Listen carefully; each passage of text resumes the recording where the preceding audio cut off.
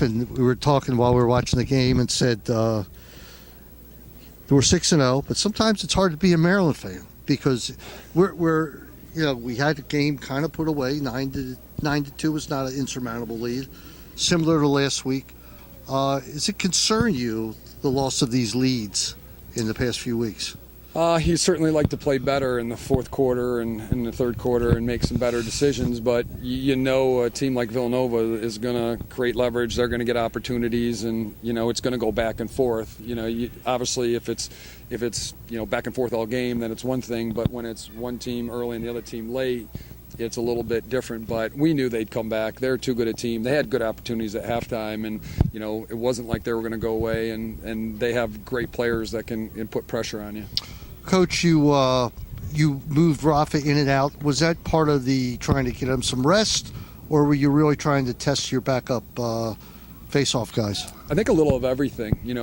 Part of the season is developing players and trying to make sure that you look at different options and you're building for May, yet you still need to win games.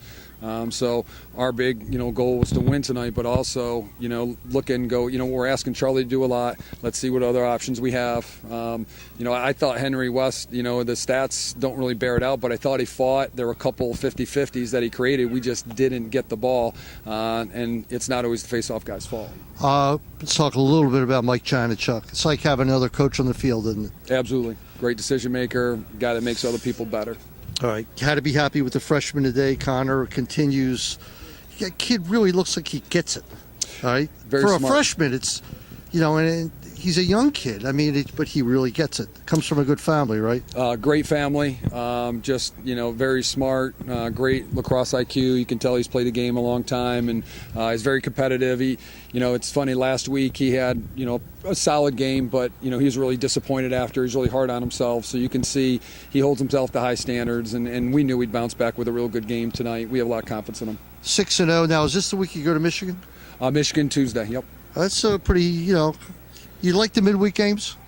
The midweek games, I think the kids like them a lot more than the coaches because you have, you're playing more. So we get that. We like, obviously, most coaches are a little bit of control freaks. We a little. You a control freak? No, never. We like having time to prepare and make sure our guys, they're getting a good feel for everything they're going to see. And I tell you what, our scout team this week was excellent. They deserve a lot of credit for the win tonight. They did a really good job getting our guys ready. Yeah. So Michigan, and then. Michigan's had some rough moments this year. I saw them against Hopkins, but they're coming on, and they're going to, everywhere you go now, they're gunning for you. Absolutely. Everybody's good. Everybody has talent, and, it's the best team that day, and, you got to make sure you're ready, you're focused. We've got to make sure that we're prepared, but we need to be rested. And we got to be in the right place of mind. So we got to travel. There's a lot of distractions. We got to handle that. Sweating it all when it was 12-10? And they had a man up? I think it's important, especially with a younger team, is that, as the coaches, we need to maintain our poise and stay positive and make sure the kids know we believe in them. All right, great. Coach, congratulations, 6-0. Let's keep it going. Thank you. All right. Appreciate it. Take care. All right.